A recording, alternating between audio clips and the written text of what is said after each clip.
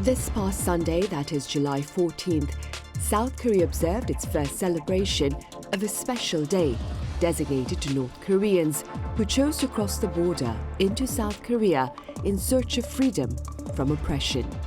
On Issues and Insiders today, we speak with a North Korean refugee for his thoughts and more. Hello and welcome. It's Tuesday, July 16th here in South Korea, and you're watching Issues and Insiders. Today we address the lives of North Korean refugees here in South Korea and their observations with regard to oppression in North Korea. For more, I have Kim Il-hyeok, a North Korean refugee who is now an active advocate for human rights. Il-hyeok, it's a pleasure to have you here. Thank you. Thank you for inviting me. Most welcome. I also have Kwon Soa with us. Soa, welcome back. Happy to be here, Sunny. Right, Il-hyeok, let's begin then with the story of your journey from North Korea to South Korea. When I was in North Korea, my father was taken to a labor training camp and returned because the North Korean Security Department found out that he had been talking on the phone with a friend who had come to South Korea before him. After that, the surveillance by the North Korean Security Department intensified, and one day my father told our family at a gathering, "There is no more hope in this land, so let's go to South Korea."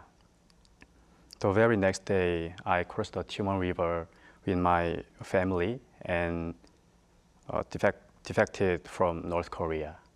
I see. And before we delve further into your story then, Soa, what is the latest with regard to North Koreans who chose to cross the border into South Korea? There are currently more than 34,000 North Korean defectors recorded in South Korea. While it's never easy for the North Korean people to escape the reclusive country, it's even more difficult at times than at others. So let's take a look at figures in recent years that show us the number of North Korean defectors that arrived in South Korea each year. Now, before the COVID-19 pandemic hit, more than 1,000 North Koreans escaped to the south, both in 2018 and 2019. And the figures are similar the previous years as well. The figure dropped dramatically in 2020 when North Korea had strong restrictions on movement, sealing borders with its ally China. In 2021 and 2022, consequently, we see the number of North Korean citizens fleeing to the south at just 63 and 67. But last year, so 2023, the number rose to almost 200, 196, as you can see. And for a look at the most recent figures, in the first quarter of this year, 35 women and 8 men, so a total of 43, arrived in the south. As for some noticeable trends in regards to North Korean defectors in recent years, according to the Unification Ministry, most North Koreans are entering South Korea after staying in a third country for a long time. In the past 3 to 4 years, only a minority arrived through the North Korea-China or North Korea-Russia border. Also, there has been an increase in escapes by sea between 2020 and 2022, a route that has been rarely used as it's known to be much more dangerous than on land. In May last year, a family of 9 managed to cross the maritime border west of the Korean peninsula in a wooden boat, and another family of 4 succeeded to travel on a fishing boat via the East Sea into the south. Meanwhile, more of the North's elites decide to cross the border, including diplomats and students that were studying abroad. Now, dissatisfaction of the North Korean regime is mainly attributed to that trend. Right, I see. Il-hyeok, how do you explain the growing presence of young as well as elite North Koreans choosing to leave their country permanently for South Korea? The reason why defections from North Korea among young people and elites are increasing seems to be due to the influx of external information, especially South Korean culture. As young people living in the oppressive society of North Korea become exposed to a lot of outside culture, they yearn for a new and free world and think, I want to live those people. Accordingly, the number of people trying to get out of North Korea is increasing. Right, I see. So in the meantime, July 14th here in South Korea has been designated as a special day just for North Koreans who have chosen to permanently leave their country for another. Could you tell us a bit more about this particular designation by the Unification Ministry here in South Korea? Right. Starting this year, July 14th will be commemorated every year under the auspices of the Ministry of Unification. As it says in a statement released by the ministry, quote, embrace North Korean defectors to improve their rights and interests and foster cultural integration between South and North Korean residents, thereby enhancing awareness of unification. So it all began with President Yoon Suk-yeol's order at a cabinet meeting back in January to establish a day just for the North Korean defectors here. The Ministry of Interior and Safety, therefore, has amended necessary regulations in consultation with the Unification Ministry. As a result, on May 21st, the Interior Ministry announced an amendment to the regulations on national commemorative days. So why is it July 14th? The day falls on the enforcement date of the North Korean Defectors Protection and Settlement Support Act, a foundation of legal status and settlement support policies, which was established in 1997 for North Koreans that escaped to the South. So following this designation, we had the inaugural North Korean Defectors Day 2 days ago, with the first official commemoration ceremony and various side events having been held as well. The main event took place at Cheongwade, or the Blue House, which of course used to be the presidential office, where President Yoon Suk-yeol, in front of around 200 attendants that included North Korean defectors and their families, held a speech where he emphasized that North Korean residents are considered citizens of South Korea based on the Constitution of the Republic of Korea, promising that no one will be repatriated. He also vowed to do his utmost in diplomatic efforts to ensure North Korean refugees in foreign countries are not forced back to the North against their will. As part of the designation of the North Korean Defectors Day, the government also plans to set up a venue. It could be a monument or a park in memory of defectors who were sacrificed during failed attempts to cross over the border. Right, indeed. So do share with us the results of surveys with regard to the lives of North Koreans here in South Korea.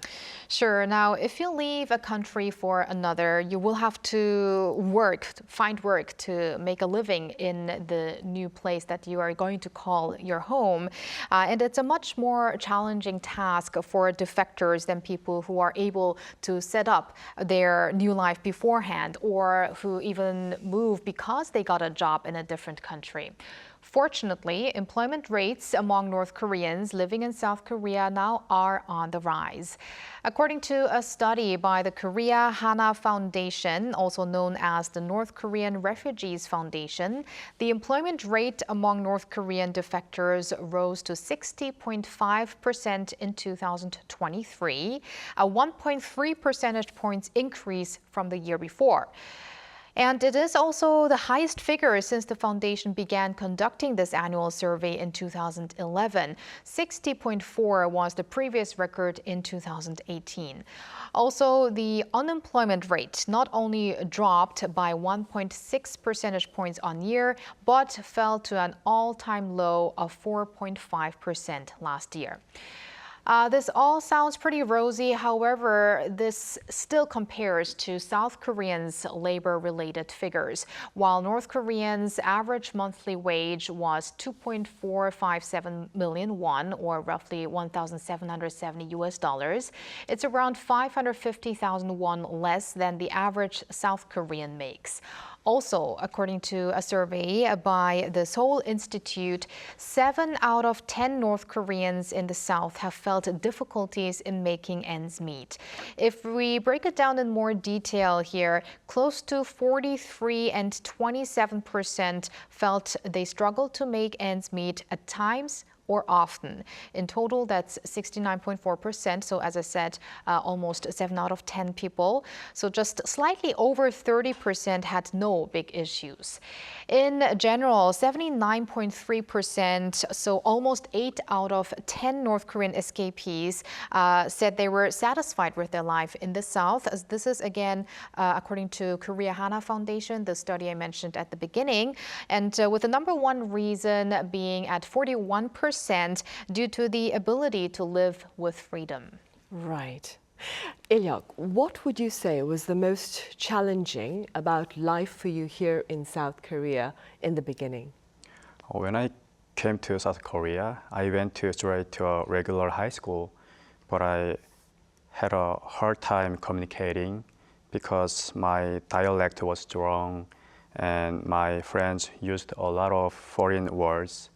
And because I couldn't study much in North Korea, it was very difficult to keep up with South Korea's higher education. When I came to South Korea, I had a really hard time at first making friends, adjusting to life in South Korea, adjusting to studying, and adjusting to the new culture of South Korea, an information society. Right. Based on your experience, Il-hyeok, what do you believe are some of the crucial factors that the government needs to consider to allow for the assimilation of North Koreans to life here in South Korea? Because the situation is slightly different depending on age, it is necessary to consider the necessary aspect separately according to age. For youth and teenagers, we need to help them adapt to school and do well in their studies. And for college students and young adults, we need to create many opportunities for them to engage in activities or experiences that are connected to their jobs. And since employment is the biggest obstacle for middle-aged and older people, we need to help them develop expertise related to employment and improve their language skills. And most importantly, there is a need to continuously diversify and monitor policies at the government level so that North Korean defectors and South Korean citizens can naturally assimilate without discrimination or conflict. In this regard, I am very excited about the President's promise to strengthen North Korean defectors' settlement capacity and unity at the first North Korean Defectors Day celebration on July 14. As a young North Korean defector, I sincerely hope that the government's policy will help enhance North Korean defectors' capacity and self-realization, leading to an increase in successful settlement cases that can serve as hope and inspiration for everyone. Right. I think I can relate to Il-hyeok talking about the language aspect because I was born in Germany, and when I came to Korea, I thought my Korean was perfect enough, but it was difficult to keep up with the language that my friends were using.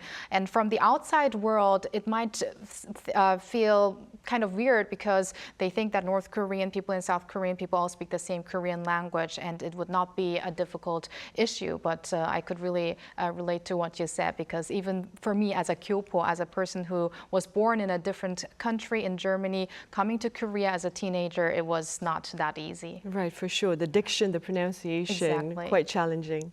So North Korea's rampant human rights violations have been making headlines in recent times. What efforts are being made thus far to better address these atrocities? Well, first off, late last month, South Korea's Unification Ministry published a report on North Korea's human rights situation for the second straight year. Now, based on testimonies of North Korean defectors, North Korea has implemented 3 so-called evil laws to block North Koreans' access to culture from outside the country. And that includes punishments, even public executions of citizens who either watched or distributed movies and music from South Korea. This is just one example of the human rights violations in the North, a country labeled as one of the worst countries for human rights and freedom. Just a few days ago, at the inaugural ceremony of the Day for North Korean Defectors that we mentioned, President Yoon Suk-yeol stressed that ending human rights abuses in North Korea is the foundation for achieving unification and establishing peace on the Korean peninsula. North Korea's human rights issues have been receiving renewed attention this year, as 2024 marks the 10th anniversary of the UN Commission of Inquiry report, which has been released since 2014 to accuse the North's systematic and widespread crimes against humanity. The Commission of Inquiry on Human Rights in North Korea is the first UN organization dedicated to investigate into the human rights situation in the North. Speaking of the UN, last month, South Korean ambassador to the UN, Hwang Jung-guk, led the UN Security Council meeting on North Korean human rights. This is a first for South Korea, and South Korea currently is a non-permanent member of the UNSC since until next year. Now, at that meeting, UN representatives, experts, and activists strongly denounced the deteriorating rights situation in North Korea, with many of them, including South Korea, the US, and Japan, seeing eye to eye on that the North Korean people's sufferings have grown with the North Korean regime's continuous development of its nuclear program. And also, just last week, Seoul's top nuclear envoy and Washington's special envoy for North Korean human rights met in South Korea to discuss ways to improve this situation in the North. And they decided to draw attention to North Korea's human rights breaches on the occasion of the upcoming United Nations Human Rights Council's Universal Periodic Review on North Korea in November. So there are efforts being made. Right, and staying at the UN, Il-hyeok, last August, you shared at the UN Security Council the shocking state of North Korea's human rights violations. Could you share a bit of that information with us here? When it came to South Korea, my aunt greeted us in front of our house, but because she didn't report the fact, she was taken to a political prison camp. And now, 13 years later, we don't even know if she is alive or dead. So I participate in the Security Council meeting because I want to inform the international community of North Korean regime's human rights abuses so that North Korean people would not suffer the same human rights abuses as my aunt. I mainly testified about the North Korean regime's overall human rights violations, including forced labor of teenagers, human rights abuses against North Korean residents, and the story of my aunt being taken to a political prison camp. After my testimony, there was time for the participating countries to speak.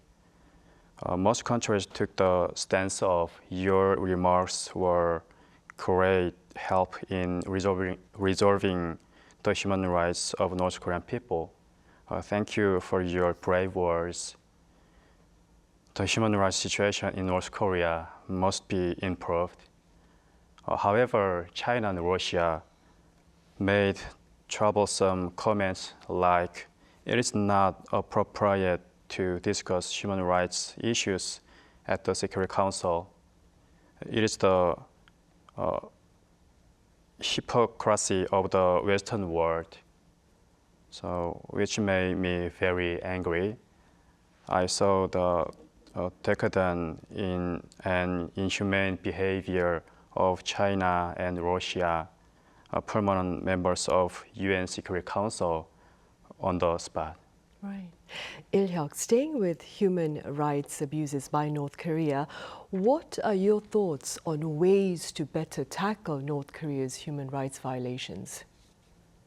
If we become indifferent to someone suffering, this world will be filled with darkness. Although our languages, appearances, resilience, and cultures are different, but we are all the same human. A few days ago, I gave a speech on the topic, what does unification mean to me, as a representative of North Korean defectors at the first North Korean Defectors Day ceremony on July 14th. To me, unification means the day the North Korean people can enjoy the same rights to freedom as ours. Every person in the world deserves the right and ability to determine their own life, and North Korean people are no exception. Please pay attention to North Korean people. In particular, please join us in speaking out for North Korean defectors who are forcibly repatriated to North Korea, and for North Korean defector women who are trafficked regardless of their age within China. Please never ignore the suffering of North Korean people. Right, for sure we should not. All right, Il-hyeok, thank you so much for your time and your thoughts today. So thank you as well. Thank you. Right, on that note, we end this edition of Issues and Insiders. Thank you for watching. See you same time tomorrow.